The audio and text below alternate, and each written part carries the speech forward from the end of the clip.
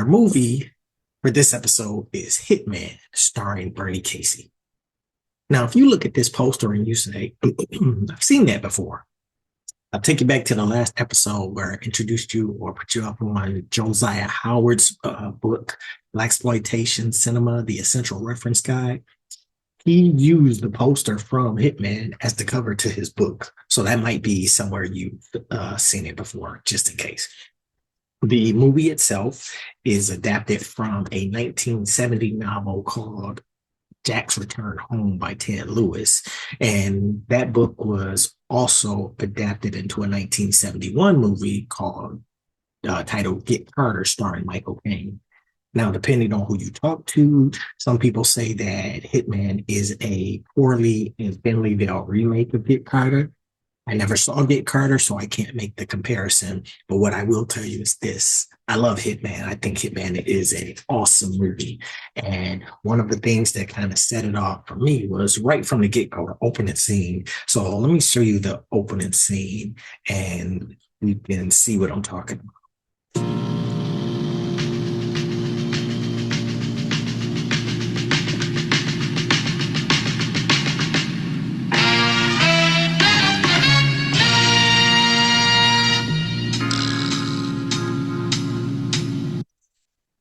So a movie starting out like that, man. Bernie Casey swing, the look, the gear that he's the vines that he's rocking. That just told me, like when I watched this, I was like, yeah, I'm gonna really enjoy this movie. So who you got in it, or what the premise of the movie is Bernie Casey plays this guy named Tyrone Tackett, who is a former police officer who lives in Oakland, but he comes home to Los Angeles to investigate the suspicious death of his brother, Cornell. So again, you got Bernie Casey.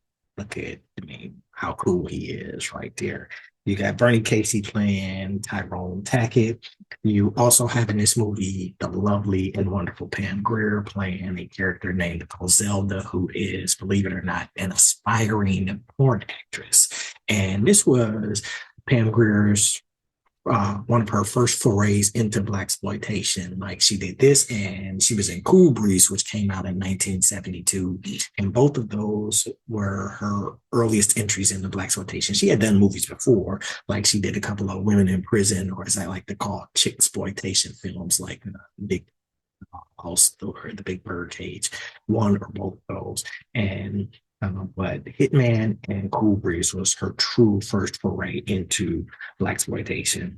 You also have Sam Laws, who you may remember Sam Laws from Truck Turner. He was the insurance guy in Truck Turner, who was Truck Turner's boy. He got beat up by some mafia guys, and then Isaac Hayes' character Truck Turner kind of sought revenge on him, or sought revenge for him, I should say. But Sam Laws plays the comedic relief in the movie. He has a couple of hilarious scenes, so he's real good.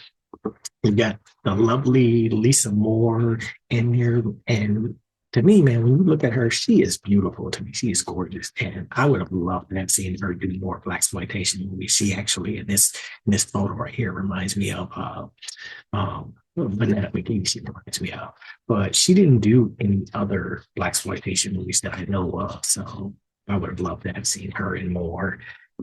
You got Betty Waldron playing Irvell, like she is Cornell Tackett's, so Tyrone's brother. She was his girlfriend, and she's a prostitute, but she didn't do any other. Betty Waldron didn't do any other Blaxploitation movies either. But where my fondest remembrance of her is from an episode of Sanford and Son. She played this character named Fast Fanny. If you think if anybody, you're a Sanford and Son fan, and you remember an episode where Fred and his boys, Bubba, Grady, even had Skillet and Leroy guest starring in that episode. They were like going to have a party and wanted to have some girls over. So they contacted Fast Fanny to bring the girls for them. So when I saw Betty Waldron, I was like, that was the first thing that, took me back to that episode. Handy All, don't have a picture of her, but she played Rochelle Tackett, Tyrone's niece. You have these two dudes, Christopher Joy and Roger E. Mosley, who plays these thugs. Leon, no, Leon's over there, Leon and Baby Huey.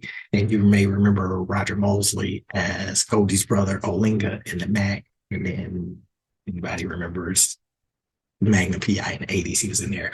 But Roger Moore was also in Roger Mosley, not Roger Moore. Roger Mosley was also in uh, Sweet Jesus Preacher Man. And then the two of them, Joy and Mosley, reconnected a couple of times in Blaxploitation movies. They were both in a movie called Darktown Strutters together.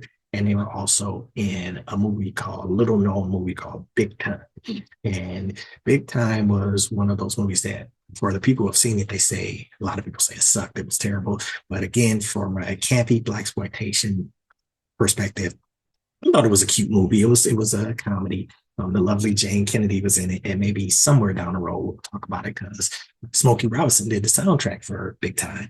But I just thought it was interesting that these two hooked up in other Blaxploitation movies beyond just Hitman. So Darktown Strutters and Big Time, they both were in. And then there was a character named Theodis Oliver, played by Edmund Cambridge. And I don't have a picture of him, but I'll talk about his character in a minute.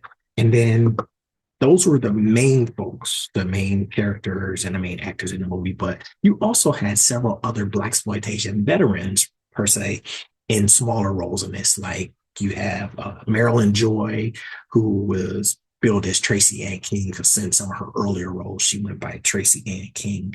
She plays a character called Nita Biggs. And Marilyn Joy, you may remember from Black Samurai with Jim Kelly, Mean Mother. She was in The Candy Tangerine Man. Speaking of The Candy Tangerine Man, John Daniels, The Candy Tangerine Man himself, is in this movie. And John Daniels was also in Getting Over and Black Shampoo. You have Rudy Challenger, who you may remember as the congressman from the Detroit 9000 movie that we did a few episodes ago. And he was also in Sheba Baby. He plays this character named Julius Swift, porn named Julius Swift.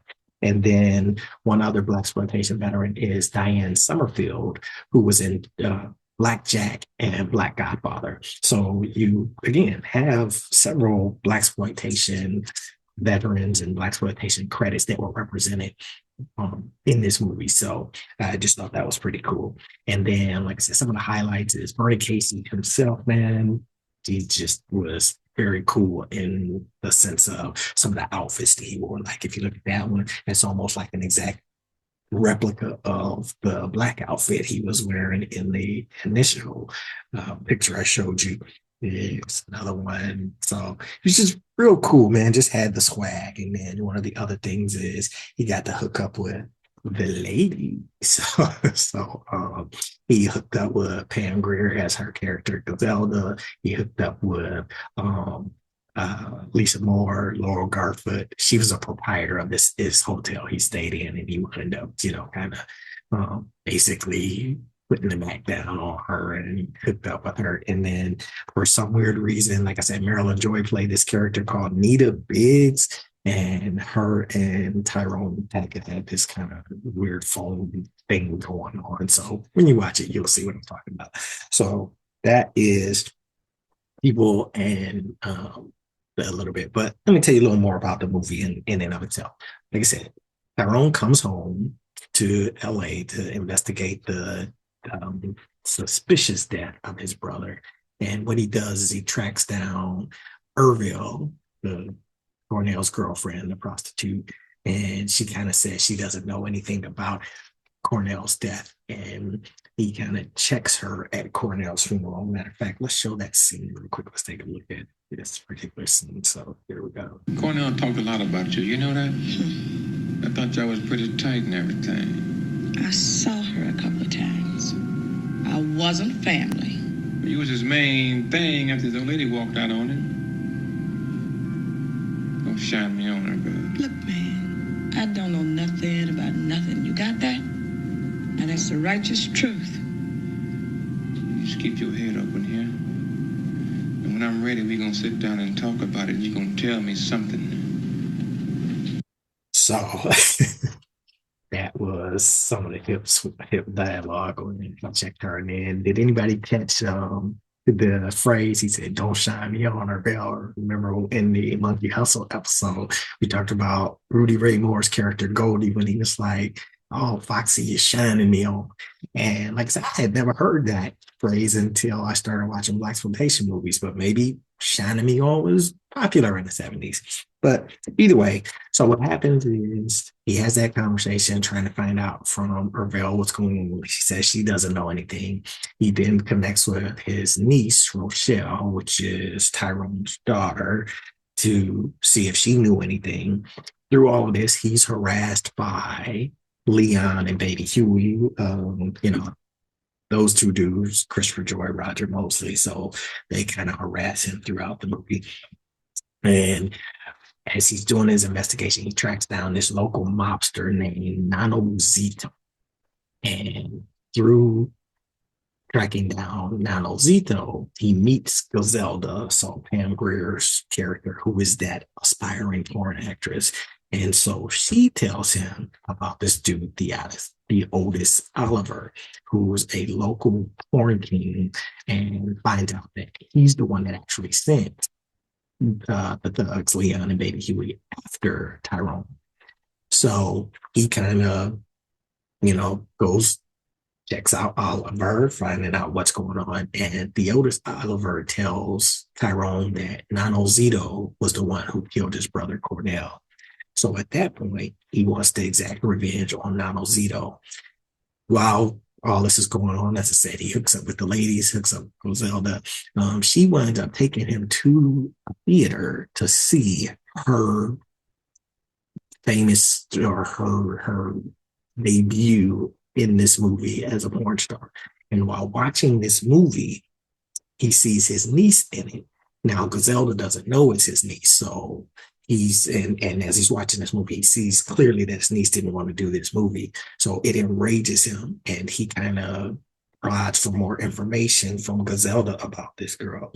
And she says that, hey, she didn't want to do it. We kind of had to force her into doing it. And, that, like I said, enrages him even more. But he puts it together that his brother Cornell probably found this out as well. And considering it was his daughter, he was out to get revenge and seek retribution. And that's probably why he was killed. Okay. So as Tyrone figures all this out, he gets more and more upset. And now he's ready to exact revenge on people. And through this, they wound up killing his niece wound up getting killed too. So his niece Rochelle, who was in the movie. So that enrages him even more, to the point that he winds up killing several people involved. He winds up killing actor in the movie, which was Julius Swift, played by Rudy Challenger. He was the actor in the porn movie. He wound up killing the proprietor of the theater that showed the movie. That was Theodis Oliver. So he wound up killing him. And then he wound up pulling the person who got his niece involved in the movie, which was this dude named Shag, which was Nano Zito's chauffeur. It turns out Shag and Tyrone had history back from when they were young. And then, although, he didn't kill Pam Grier, he put her in a position where she got mauled to death by flies. So he didn't kill her directly, but he set her up to get killed. And then the maker of the porn film, Nano Zito, the mobster, he didn't kill him directly, but what he did is he wound up, when he killed Theodis Oliver, he made Theodis Oliver's men think that Zito killed him. So what that did is that sparked a gun battle at the end between Zito's men and Oliver's men. So Tyrone exacted his revenge, got all of that out the way. And in the end, he prevails, man. So that's kind of how it all went down. Now, a couple things about this movie is, again, I'm not used to seeing Pam Grier as a villain, but her character, Griselda, when she explained what they did to Tyrone's niece, it was kind of like, wow, I mean, that was kind of foul, but I'm just not used to seeing Pam Grier as a villain. Another thing, a scene, I'm not going to show this scene, but there was a scene where when Tyrone's tracking down people, he goes to this dog fighting ring or whatever.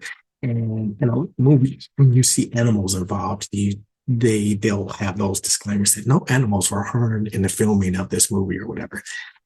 Man, I'm gonna tell you, I think animals were truly harmed in this movie because when you see that dog fighting scene, I was like, "There's no way they could have faked that." I think that's real. So, nevertheless, I mean, yeah, it was kind of foul, but uh, overall, great movie.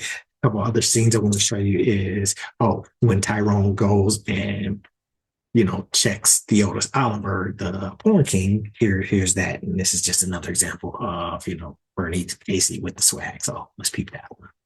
But chicks like your bullshit bourgeois daughter can do anything they want to do.